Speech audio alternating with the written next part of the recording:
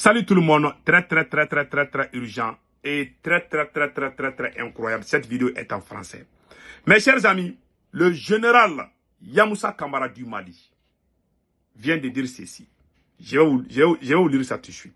Général Yamoussa Kamara vient de dire que la victoire militaire, la victoire militaire ne peut pas mettre fin définitivement à la crise sécuritaire du Mali. Qui a dit ça? J'aimerais que le peuple de l'AES écoute ce que notre général a dit. Il est le conseiller du président Assimi Goïta. Il veut que le Mali négocie avec les terroristes. Les voilà ici. Les Burkina disent qu'ils ne vont pas négocier avec les terroristes. Le Mali dit qu'il va négocier à travers le général Yamoussa Kamara. Il dit que la victoire militaire, si la victoire militaire ne peut pas amener la paix, les Américains ont utilisé la bombe atomique. Hiroshima et Nagasaki, s'ils n'avaient pas utilisé ça, est-ce qu'ils se sont assis avec les Japonais pour amener la paix? Non. Quel pays a négocié la paix? Il faut se battre, il faut faire la guerre pour que la paix vienne. Mais lui, il dit que la victoire militaire ne peut pas amener la paix.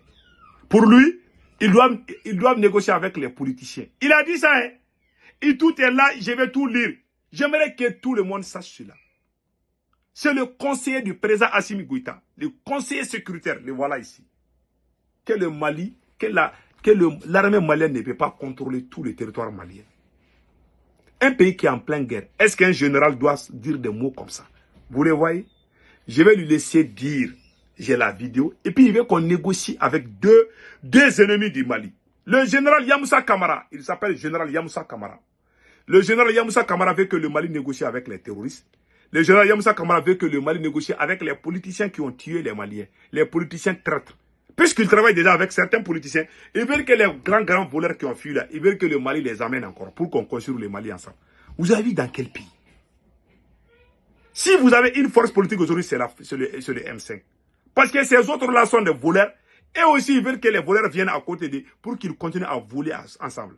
Voilà le général, le conseil du président Assimi Goïta. Il a parlé en français, je vais vous laisser écouter ce que le général lui-même a dit. Écoutons. On a essayé, l'armée qui était désorganisée et les ministres à un certain moment, de leur donner un certain nombre de moyens pour les mettre à hauteur de mission. Des victoires ont été enregistrées ça et là. Sauf que la victoire militaire n'est pas un objectif politique. Or, la paix que nous recherchons est un objectif politique. On n'arrivera jamais à instaurer la paix par la victoire militaire. Voilà. Sûrement. On n'arrivera jamais à instaurer la paix par la victoire militaire. Est-ce qu'un général doit dire ça? Ce n'est pas la victoire militaire qui a instauré la paix aux États-Unis. Ils ont pris les armes. Ce n'est pas la victoire militaire qui a instauré la paix en Algérie. Les Algériens ont pris les armes contre la France pour les chasser. Lui, sa politique, c'est de travailler avec l'ancien système. Voilà pourquoi moi, je ne suis pas trop d'accord avec eux. Beaucoup de gens me traitent de tout. Maintenant, tout le monde a entendu. Il dit qu'on n'arrivera jamais à amener la paix avec la victoire militaire. Je vais repousser et rejouer pour que tout le monde puisse attendre. Et après, on va décortiquer. Voilà. Écoutez. Que la victoire militaire n'est pas un objectif politique. Or, la paix que nous recherchons est un objectif politique. On n'arrivera jamais à instaurer la paix par la victoire militaire. Seulement, ça permet de circonscrire, si vous voulez, la menace à un certain niveau, mais ça ne suffit jamais à instaurer la paix. C'est pour cette raison que l'accord des partis politiques est essentiel. Voilà. Parce que l'accord des partis politiques est essentiel. Ces politiciens-là, ils ne représentent même pas 5% des Maliens. Puisqu'ils veulent coûte que coûte. Vous vous rappelez bien, quand on était en train de faire campagne pour la nouvelle constitution du Mali, ils ont amené les politiciens au stade 26 mars, ils ont échoué là-bas. Ils veulent revenir avec les mêmes politiciens, parce qu'ils ont des familles parmi les politiciens. Ils veulent convaincre les Maliens à accepter les voleurs politiciens, ceux qui ont appelé la France. Et ils veulent qu'on s'assoie pour négocier avec les terroristes.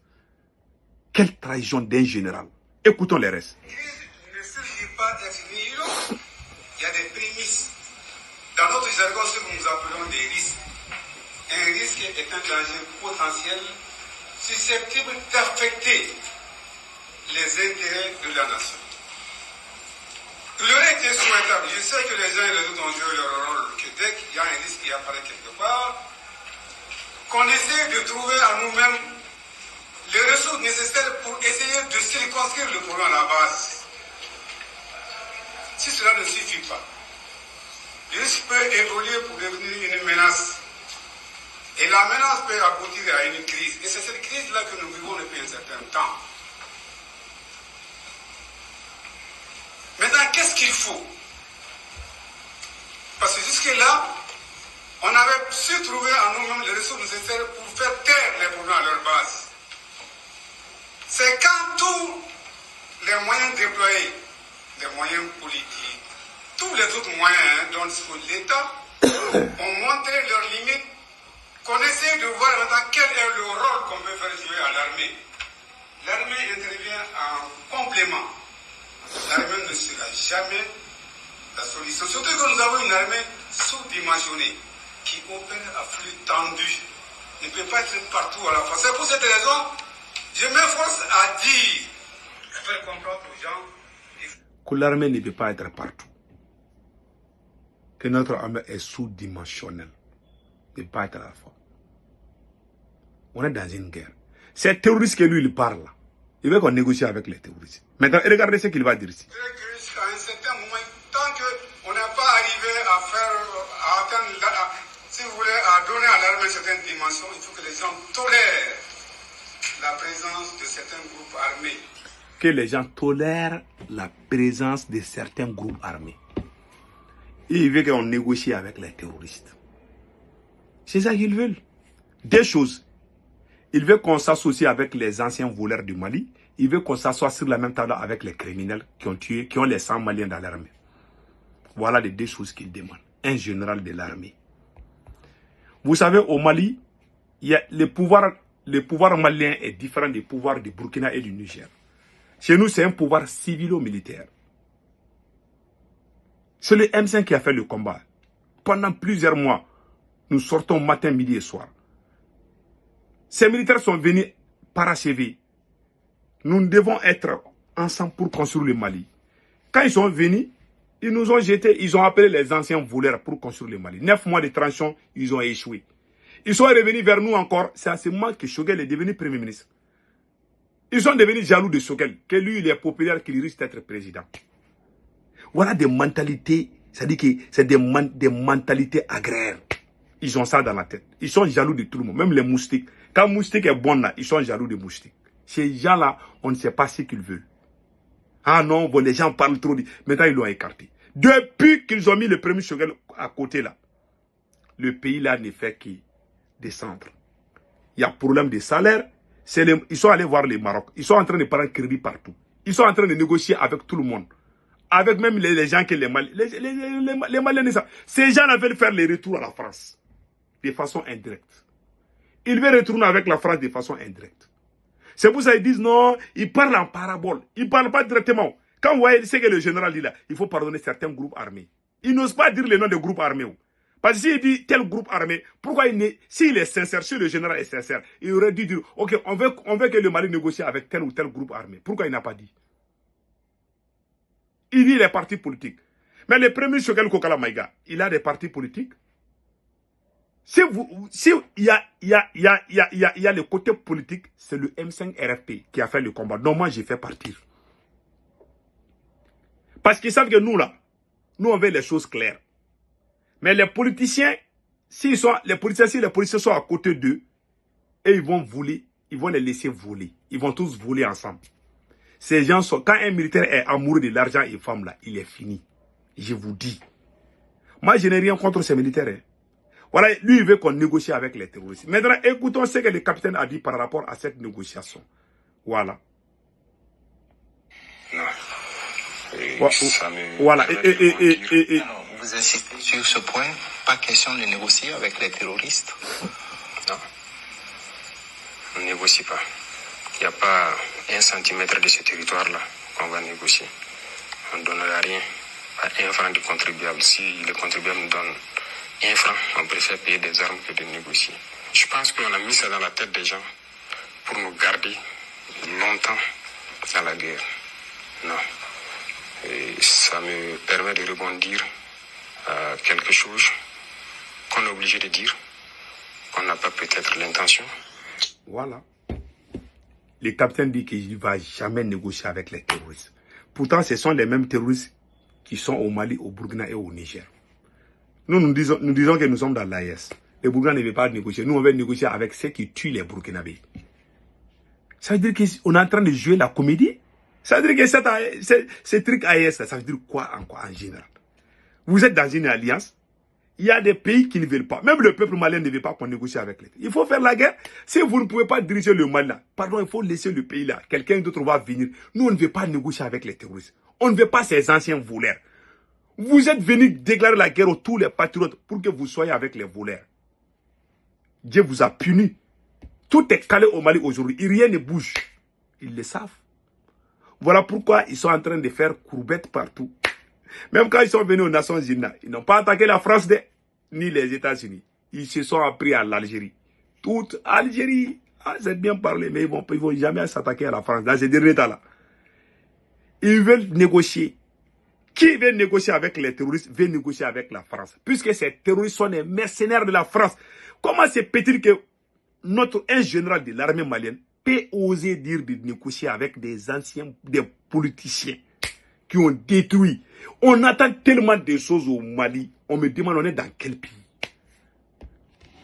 Un conseiller du président Assimi Goïta qui ose dire que l'armée malienne, il est en train de montrer la défaite de l'armée malienne. Alors que nous sommes en train d'aller à Tezamaten. C'est vous qui démoralisez l'armée malienne. C'est vous qui êtes en train de créer les problèmes dans l'armée malienne. Ils ont mis les militaires partout, dans les bureaux. Ils ont mis même les plantations des militaires aujourd'hui. Partout.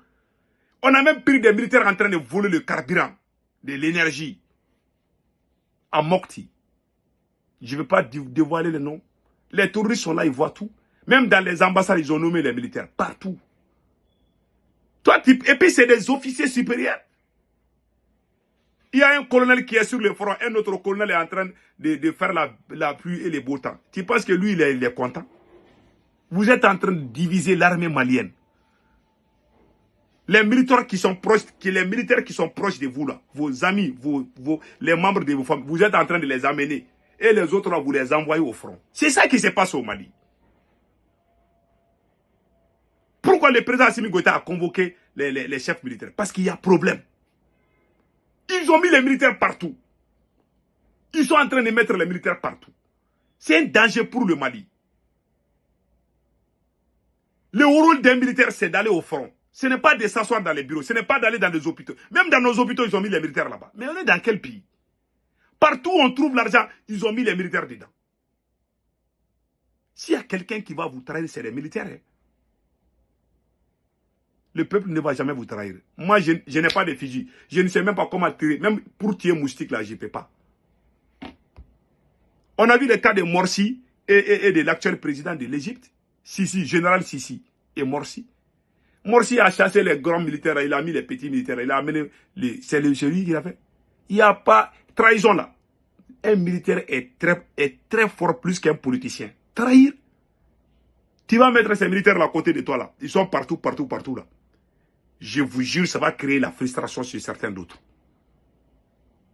Moi, je suis colonel, toi, tu es colonel. Parce que toi, tu es proche du président. On t'amène, on t'enlève au front. Moi, je suis là. Je vois les terroristes chaque jour. Qu'est-ce que ça fait? Vous êtes en train d'amener tous les officiers dans les bureaux. C'est ce qui se passe au Mali. Il faut les dénoncer pour que ça cesse. Ils ont mis les militaires partout. Alors que c'est un pouvoir civilo-militaire. Dans la vie, il ne faut pas être gourmand. Dieu n'aime pas quelqu'un qui est gourmand. Le rôle des militaires, c'est d'aller au front. Ce n'est pas de s'asseoir dans les bureaux climatisés. Ils ont mis les militaires, même dans les hôpitaux, ils ont mis les militaires là-bas. On est dans quelle révolution? Le ministère de l'économie, c'est le président. L'or du Mali est géré à la présidence directe. Les mines d'or là, c'est la présidente qui gère ça. L'énergie du Mali là, c'est la présidente qui gère ça. Les cotons, l'agriculture, tout est géré par Assimi. On a vu ça, quel président, même les plus grands voleurs présidents n'ont jamais fait ça. Voilà, tout est calé. Le Mali Le Mali a 3 côtés où on trouve de l'argent. L'or, le coton et la douane. Tout est lié à la présidence. C'est le président lui-même qui est ministre des mines d'or. Tous les problèmes, c'est à là-bas, c'est à Koulouba. Madame la ministre est là, elle ne dirige rien. Qui envoie à la télé? Le ministre des Finances et puis le président. Partout où on trouve l'argent, c'est le président lui-même qui gère là-bas. Voilà pourquoi le pays là est calé. Plus de 90% des opérateurs économiques ont fui le Mali. Pas parce qu'ils n'aiment pas le Mali, parce que tout est calé chez nous. Ça ne va pas du tout. Économiquement, on est foutis. Voilà pourquoi le général Yamoussa Kamara est sorti dire qu'on doit négocier. On va pas négocier. Vous ne pouvez pas gérer le pays sans les policiers. Vous quittez. Nous allons amener des bons militaires qui vont diriger ces pays. Vous êtes là à faire du populisme. Tromper le peuple. Faire de beaux discours pour que les gens applaudissent. Alors que vous êtes en train de voler les biens de l'État. Quelle honte pour cette république. Vous voulez que les gens se taisent de ça. Quand on parle, vous allez dire que lui là, il est avec la France. Vous voulez négocier avec les petits-enfants de la France qui ne sont que les terroristes. S'il y a quelqu'un qui est proche de la France, c'est vous, mon général. C'est vous, monsieur le président, son excellence Assimi Goïta. Vous voulez négocier avec les terroristes. Qui a fabriqué les terroristes? C'est pas la France. Quand les gens vous critiquent, vos petits bambins, les petits voyous vont sortir dire que toi, tu es contre le Mali. Le Mali n'est pas Assimi Goïta.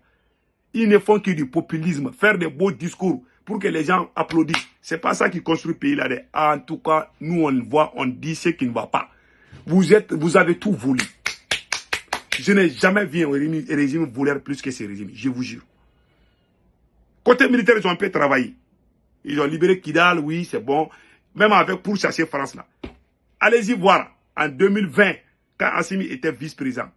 C'est Assimi lui-même qui était ami avec le chef d'état-major français. Moi-même, j'étais fâché. Je parlais avec lui, je dis que je ne vais même pas te voir avec elle. C'est en ce moment, lui et moi, on a eu des problèmes. Assimi et moi, on se parlait tout le temps. C'est à cause de la France que ça ne va pas avec son oncle là qui était président, Bandaou. Il y a eu tous ces problèmes. Depuis qu'ils ont empêché les patriotes de travailler, ils ne travaillent qu'avec des voleurs. Comment l'oncle d'un président qui a été pris la main dans le sac en train de voler les biens de l'État, il a été limogé. Mais il n'a pas été emprisonné. Parce que c'est l'oncle du président. 2 poids, 2 mesures. On est dans un pays comme ça. Et on veut négocier avec les terroristes. Et on veut négocier avec les plus grands voleurs criminels qui ont trahi le Mali. Le général l'a dit. Quelle honte. Si vous ne pouvez pas gérer le Mali sans les politiciens, foutez-nous la paix. Donnez-nous notre pays. Quelqu'un d'autre, on ne veut pas les politiciens. Si vous ne pouvez pas diriger ce pays sans les politiciens ou sans négocier avec les djihadistes, ça veut dire que vous avez échoué. Alors vous dégagez. Quelqu'un d'autre va venir mettre le pays sous les rails. Le Burkina n'a pas négocié avec les terroristes et ils avancent. Vous pensez que construire un pays là, c'est la manipulation ou bien c'est comment on appelle là, c'est la propagande? Ça ne marche pas, oui. Chaque chose a une limite. En bon entendeur, salut, passez un excellent week-end.